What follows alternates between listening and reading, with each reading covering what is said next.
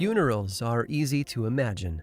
We've all seen enough depictions in television and film to know what they look like, and while those practices and traditions have changed over the millennia and differ from one culture to another, those changes happen slowly, making it easy to define what normal was at any given point. But there are always exceptions. In the world of archaeology, they are referred to as deviant burials, when the grave of a long-dead human is found but doesn't fit the expected conditions. The skeleton might be arranged in a particular way, or missing parts, or both, and it's believed burials like this were designed as a sign of disrespect. Some deviant burials in ancient times were performed because the person died by suicide, while other times it was one last punishment for a convicted criminal. If society viewed their life or death with suspicion and disdain, a deviant burial was a likely choice. But sometimes, those unusual burials happened for other reasons. One gravesite that was excavated in the 1980s in the Czech Republic revealed a Stone Age man who had been pinned in the grave with a large post. In a 2,000-year-old Greek burial on the coast of Sicily, two skeletons were found with great weights on top of them, and in medieval England, some were buried with millstones on top of their grave. But the most common deviation from the norm in burials around the world is a simple yet obvious change in body position. In most cases, these skeletons are found face down, rather than on their backs, as one might expect. Archaeologists call them prone burials, and the reason behind them is much less rational. These were burials driven by fear. Fear that the person might come back to life. Like I said, it seems like an irrational motive, swapping out respect and reverence for supernatural fear. But if you spend any amount of time flipping through the pages of history, one thing becomes clear. They had very good reason to be afraid. I'm Aaron Mankey, and this is Lore.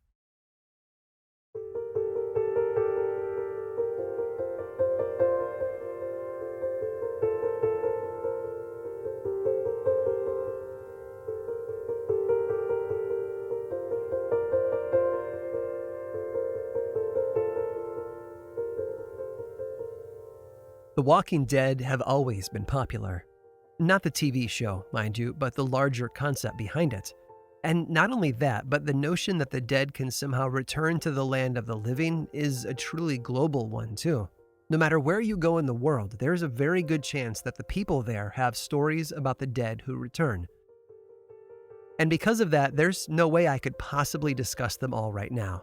These are stories that span history from ancient Babylon and Egypt to the countries of Europe and the UK, but a great place to start would be China. Stories of the Changshi have been around for centuries in print, but probably date back much further in oral tradition. And what I love about the folklore surrounding this creature is just how much of our modern concept of the undead it seems to shatter, and that all starts with how they are created. Legend says that a Changshi is given life when a cat jumps over a dead body, but it's also possible to find stories of travelers who die too far from home for a proper burial, and therefore become cursed to return from the dead. No matter the cause of their creation, though, it's easy to spot them, with their glowing red eyes, long claws, and pale green skin and hair. The feature that I think I love the most about the Changshi is how their bodies are often described as rather stiff, leaving them unable to move most of their joints.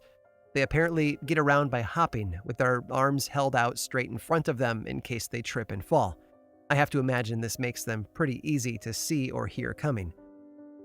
In nearby India, there are stories of the Vitala. These stories are of evil spirits that have the power to slip inside a dead body and reanimate it, like a person changing clothing over and over. Oddly enough, the bodies they inhabit are often described as taking on a greenish tint, and they hunt for victims among the most vulnerable in the community, the very young, the sleeping, and the drunk. In Western Africa, along the Atlantic coast, the people of Ghana tell stories about the Ads, a creature that typically has multiple shapes. In most situations, the Ads hunts for blood in the form of a firefly or a glowing beetle, similar to the European stories of fairy lights. But if lured with coconut milk and palm oil and then captured, they will transform into their human shape, revealing them to be the dead returned. Some of the most creative undead stories, though, come to us from the Emerald Isle. It seems that Ireland has no shortage of legends involving creatures connected to death, although I need to offer a caveat before we talk about them. You see, many of the stories told about them today attempt to attach specific origin stories to them, with persons' names and dates and places, but no real evidence to back it all up.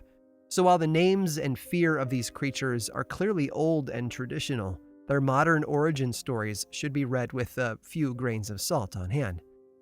One common Irish undead creature is the Darag Dua. It's often described as a pale woman who is spotted in graveyards at night.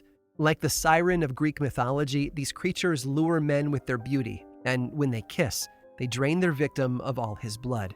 It's said that the only way to get rid of them is to find their gravesite and then pile stones on top of it, which sounds a lot like many deviant burials found in the UK.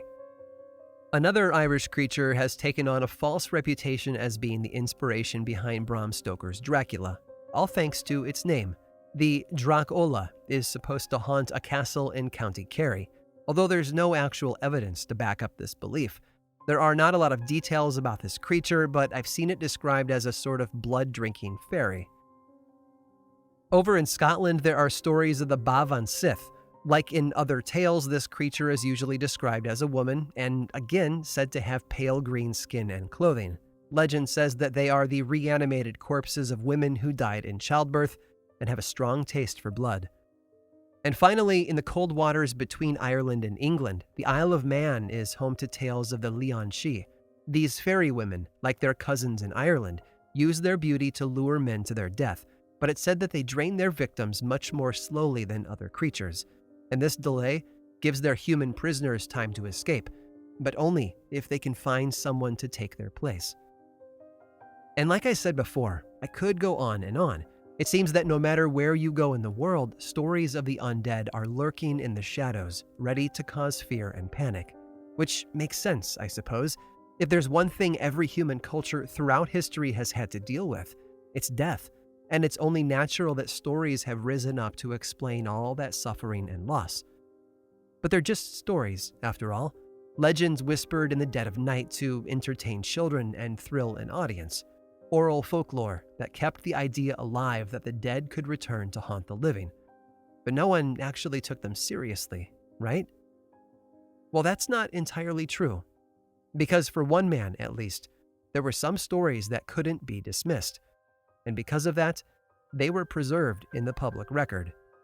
Stories that come with a claim of truth and accuracy, no matter how frightening they are.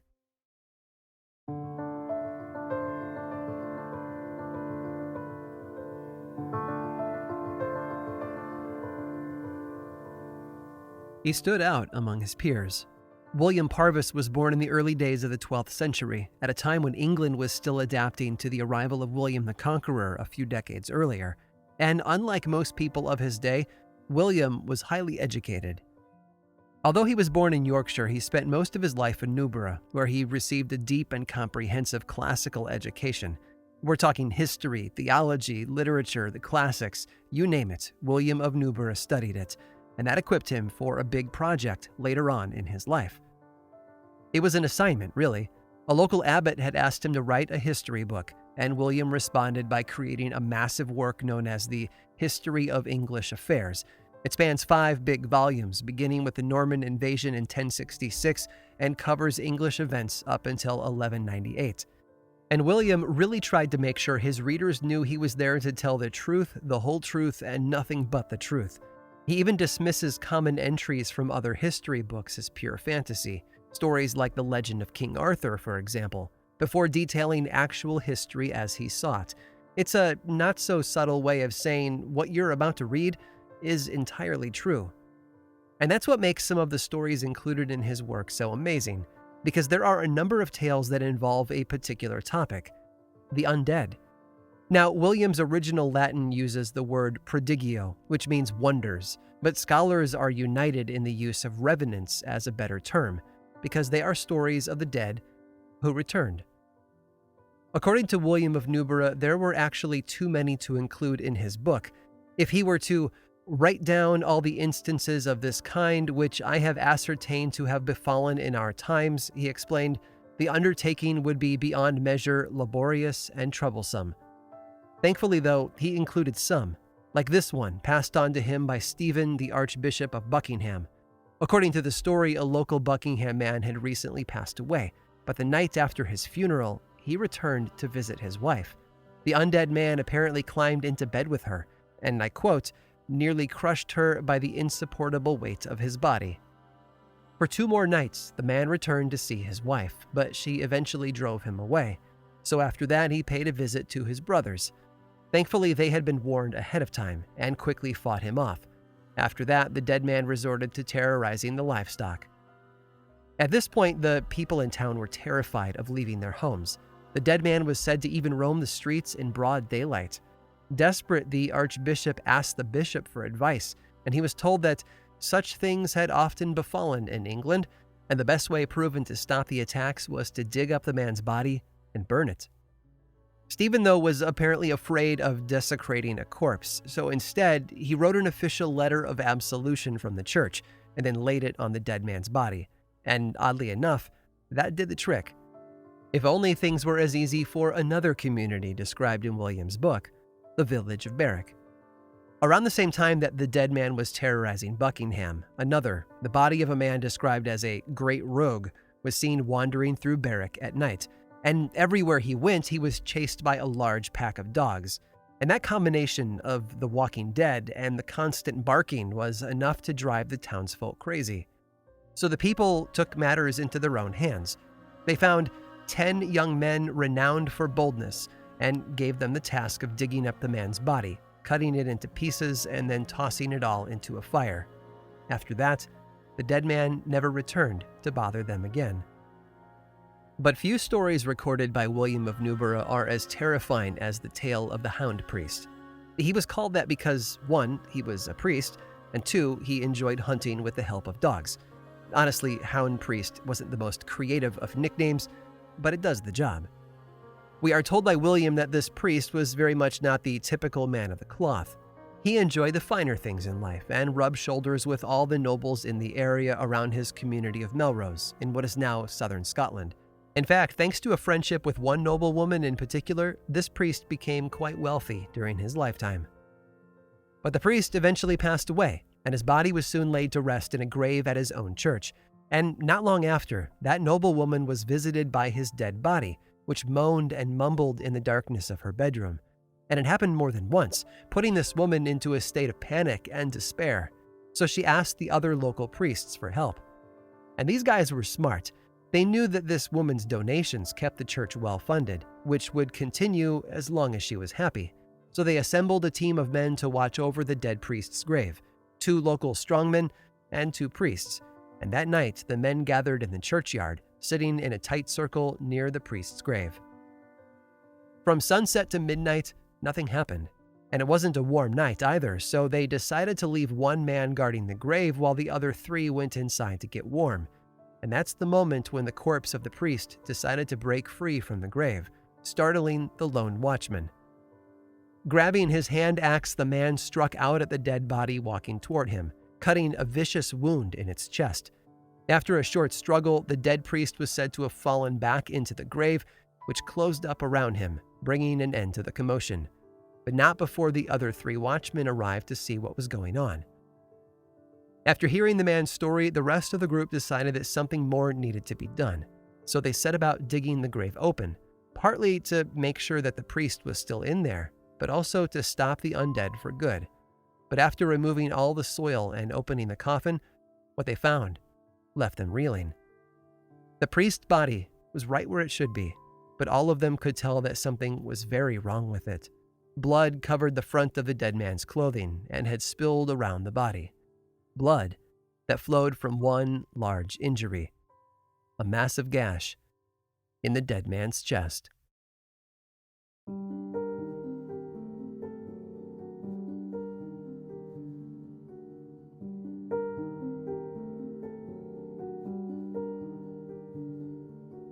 The older the story, the easier it is to dismiss. Think of the level of trust you feel about the accuracy of Greek mythology compared to accounts of the Civil War. The wider that gulf of time becomes, the the harder it is to trust that all the details are factual and true. So while the stories written down by William of Newborough are frightening, there's a certain level of safety thanks to how old they are. But even in modern times, there have been stories that make us stop and wonder, like the one that took place in 1875, preserved thanks to the work of a man named Augustus Hare. He was a writer in the latter part of the 19th century, focusing mostly on travel guides, family histories, and biographies of prominent figures. But one story he shared cannot be ignored, and it took place in the northwest of England, in the county of Cumberland. And while his friends say that he shared the story often among them, it was finally published by him years later. The story tells of a family of siblings who rented a cottage in Cumberland in the early months of 1875. They were a trio, 2 brothers and a sister, all in their early adulthood. But despite the additions and edits that have taken place over the century and a half since the story was first published, we don't actually know their names. What we do know is that the cottage was small, just 1 story tall with a pair of bedrooms. And after settling in, the siblings spent the winter getting to know the people of the village. They were outsiders, but everyone seemed to welcome them in and said that these newcomers were kind and well-mannered. So life was good. Winter soon gave way to spring, and then the heat of summer arrived. One day, according to the story, the brothers spent most of their day reading books in the shade of trees in the yard, while their sister set up camp on the small veranda overlooking the property. You know those sorts of sweltering summer days and how easy it is to get nothing done. This was one of those days. As night fell, the sister retreated to her bedroom.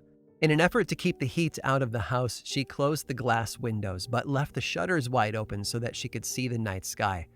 But as she rested on the bed, staring off toward the dark tree line that separated the cottage from the nearby churchyard, 2 lights appeared near the ground, and then started to slowly make their way toward her. As she watched, the lights seemed to move up and down the low hills of the property, disappearing behind trees only to reappear a moment later. But what was certain was that it was drawing nearer. And then, when she was sure that it was headed straight toward her window, it seemed to vanish to one side of the house.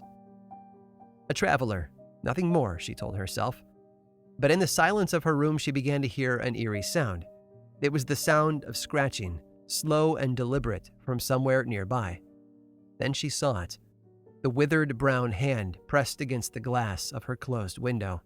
And as she watched, a face came into view beside the hand, the ancient, wrinkled face of a corpse with glowing eyes.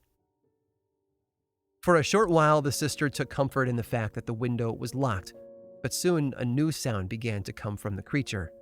It was more rough, and it shook the glass. To her horror, she realized that whatever the creature was outside, it was scratching away at the lead between the glass panes. It was making a way inside. And soon enough, the glass pane fell free, and that same brown, bony hand reached inside and turned the lock. And before she knew it, the window was open, and the thing, whatever it was climbing in and walking toward the bed where she lay, toward her. Crossing the room in a matter of seconds, the creature grabbed the sister by the head, tangling its bony, twisted fingers in her hair, and then dragged her to the edge of the bed. Then, with her neck exposed, it leaned down and bit into the flesh of her throat. And at that onset of pain, she finally screamed out for help. Within moments, her brothers had both rushed to her locked bedroom door and broken in to respond to her cry. As they did, they saw the dark shape of the creature slipping out the window, with their sister thrashing on the bed, blood pouring from her neck. One of the brothers agreed to stay and help, while the other leapt out the window and gave chase to the invader. But after following it across the property, it vanished into the trees at the edge of the churchyard. In the days that followed, a doctor was called. Yes, their sister would recover, and no, she did not see a monster. Clearly, the doctor told them, a lunatic had escaped from some nearby asylum and just happened to stumble upon her bedroom window. Random? Yes, but explainable. But understanding that she was traumatized by what happened, he recommended that she get a change of scenery. So despite having a 7-year lease on the cottage there in Crogland Grange, the siblings packed up and headed to Europe, spending the remainder of 1875 in Switzerland. They say that time can heal all wounds, and maybe that was true for the young woman. But in the century and a half since the events took place, many have wondered how they could possibly be true.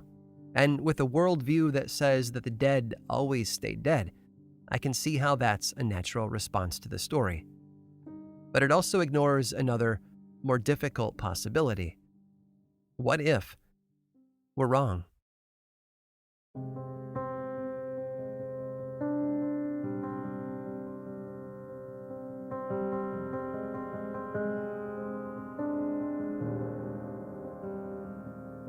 We expect the dead to stay in the grave. Cultures around the world have developed intricate rituals and traditions around the act of burial, and they are a source of peace and comfort for many. But there have always been stories of those who break the rules. Some cultural anthropologists see a layer of social commentary beneath the tales of the undead. These stories, they say, were meant to warn against antisocial behavior. Naturally, the people who were feared in life must also be feared in death. If they couldn't follow the rules of morality and piety, they certainly weren't about to let the grave hold them back. And of course, this is where a lot of those deviant burial practices come in. The prone burials I mentioned earlier, where bodies were buried face down, had an almost comical rationale behind them.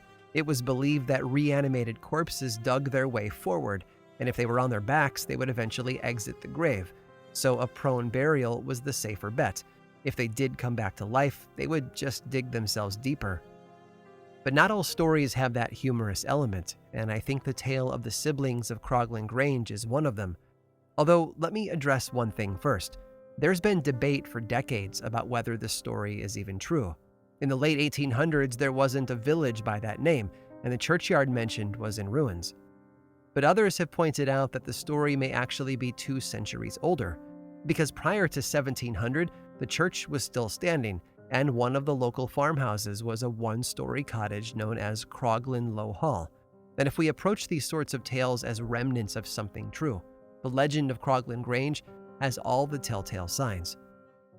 Thankfully, the story of the siblings didn't end with their retreat to Europe. The young woman began to feel much better and had come to terms with the attack. She was nervous, for sure, but she also knew that they had enjoyed their time at Crogland Grange. The house and property were a wonderful retreat, and the community was warm and welcoming. It didn't help that her brothers reminded her that it was highly unlikely that another escaped lunatic, as they called him, would find her bedroom window again. So they packed up once more and returned to the cottage in the spring of 1876. That didn't mean that they didn't take precautions, though. The brothers both kept loaded pistols with them at all times, and they swapped rooms with their sister, hoping that on the astronomically rare chance that it happened again, they would be the ones to experience the invasion, not her. Sometime in March, as the winter snow was disappearing and new life was emerging from the ground, they retired to sleep for the night. But despite moving to a new room, the sister was awoken by that unforgettable sound of dry fingers scratching on the window. She risked a glance outside, and to her horror, she saw the same ancient undead face staring back at her. And this time, she did not give the creature time to find a way inside. She cried out for help, and almost immediately her brothers arrived, guns at the ready. Both of the young men ran from the house, chasing the creature out across the property and back toward the trees it had come from. One of them even managed to fire a shot, hitting it directly in the leg. Just as before, the undead creature vanished into the trees, but this time the brothers followed. When they emerged on the other side, they found themselves in an old graveyard, with the church looming tall nearby. They had just enough time to see the creature slip inside an old vault and watch the door close, and were left wondering what to do next. What they did was wait until the next day. That's when they returned with a crowd of others from the village to help and witness their next steps. With everyone watching, the brothers opened the vault and then stepped back to catch their breath. Inside, all of the coffins had been overturned, and ancient body parts lay scattered on the stone floor. All but one. In the center of the room rested a single untouched coffin, and while it looked undisturbed, the brothers noticed that the lid was not closed tightly. So both young men approached it, cautiously, of course, and slowly lifted the lid to peer inside. It was the undead creature they had chased the night before. Its ancient, brown, shriveled body lay motionless in the coffin, but both men were almost certain that this was the thing that had attacked their sister and had returned just hours before. But the final clue that settled the matter, the clue that justified pulling the body out of the coffin and burning it there in the churchyard in front of all the villagers, was a small wound on one of the body's legs. It was a hole, a bullet hole.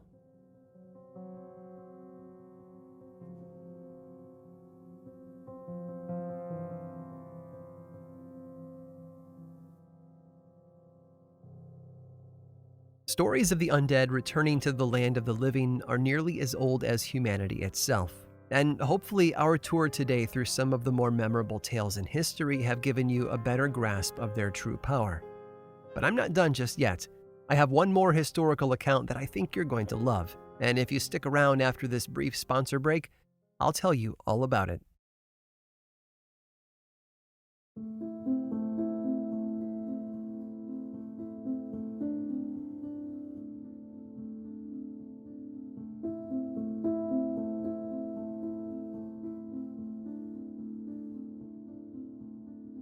It turns out William of Newburgh was onto something. The 12th century was filled with stories about the walking dead. If there had been some sort of medieval equivalent to trending topics, you can guarantee that revenants were on the list. People, if you'll forgive the pun, were dying to read more about them. And another William of the time, William of Malmesbury, wrote about a local bishop who had passed away around the year 1010. And in the days after his burial, it said that the wardens of the churchyard were haunted by shadowy shapes that refused to leave them alone. So they exhumed the bishop's body, carted it outside of town, and deposited it in the marsh. After the body sank into the wet mud and disappeared, the hauntings went away. That same William recorded another local legend, one about a woman known as the Witch of Berkeley. He doesn't give us a date for this story, so it probably falls deeper into the realm of folklore than history, but it's fascinating nonetheless. And it involves a woman who is known far and wide as a witch, someone who had sold her soul to the devil for great power. As her death approached, though, she plotted a way to avoid paying her end of the bargain. It said that she told her children that when she finally passed away, they should guard her body carefully because the devil was coming back for it. Following her orders, they were said to have wrapped her corpse in deerskin, sewed it shut, and then placed her in a locked coffin wrapped in chains. But the devil sent demons to remove the chains in the dead of night, and once all of them had fallen away, the biggest demon of all came to pull the witch's body from the grave, dooming her to ride through the countryside as the undead. Another writer from that period was Geoffrey of Burton. In his book, The Life and Miracles of Saint Madwina, from around 1144, he recorded that a group of townsfolk in Burton decided to toss off the leadership of the local abbot and march to the next town over to swear loyalty to a great lord there. But when the abbot caught wind of it, he prayed to Saint Madwina for help. Almost immediately, the rebellious townfolk were struck dead and were soon buried. Later that night, though, their undead corpses rose from the graveyard and began their march to the next town all over again. And as they passed through the village, a wave of sickness followed them like a cloud. To stop them, the rest of the village was said to have cut off their heads and then given them a second burial, this time of the deviant sort. Their heads were placed between their legs, and their hearts were removed and burned. After that, the revenants were seen no more. One final story, this one from a 12th century writer named Walter Map. He was a Welshman who wrote mostly historical accounts of kings, clergy, and the politics of England at the time, but he also wrote about the undead. According to Map, the story took place in Hereford, a city close to the border between Wales and England. Sometime in the 1150s, an English knight named William Loudon rode into town and headed straight for the cathedral, asking to see the bishop there. He had a problem, and he needed some advice. It seems that a local man had recently died, and as far as local guys went, this one wasn't the nicest. He was described as having lived an evil life, although I know that's pretty subjective given the 9 centuries that separate his story from us today. But it was enough to frighten people, and to justify what happened next. The knight told the bishop that this dead man had risen from the grave, and for 4 nights in a row had walked through the village harassing people. Walter Map's story actually makes it sound like the dead man was going door to door, and every house he visited soon found themselves dealing with an outbreak of deadly disease. After less than a week of this, a large portion of the village had passed away, and those that survived were becoming desperate. So they had called upon Sir William to save them, and his first step was to ask the bishop for advice. That advice, according to the story, was for Sir William to return to the village, have the dead man exhumed, and then sprinkle his body and the surrounding grave with holy water, which he immediately did, but sadly, it didn't help. The dead man still rose from the grave at night and still tormented the people of the village. Only this time, thanks to the holy water incident, he seemed to have taken notice of Sir William. The following night, as William was patrolling the streets to protect the community, the undead man appeared again, and this time it called out to him. Not knowing what else to do, William gave chase, drawing his sword to handle the situation in the only way he knew. Frightened, the dead man was said to have started running back to his grave and whatever protection it might have offered. But the night was faster. In typical horror movie fashion, just when the revenant was almost safe, it tripped, and that's when Sir William sprang on it. Swinging his sword in a wide arc, he cut the dead man's head clean off, and the body fell limp as a rag doll, right there on the street.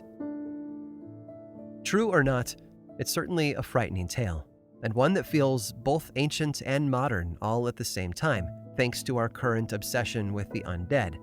And that's probably what I love the most about stories like these, because they prove how entertaining our past can be.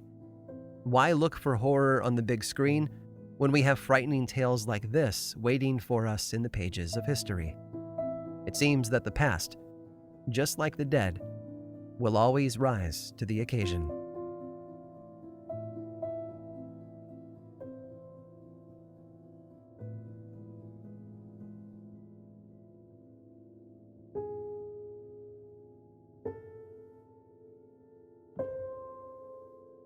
This episode of Lore was written and produced by me, Aaron Mankey, with research by Megan DeRoche and music by Chad Lawson. Lore is much more than just a podcast. There's a book series available in bookstores and online, and 2 seasons of the television show on Amazon Prime Video.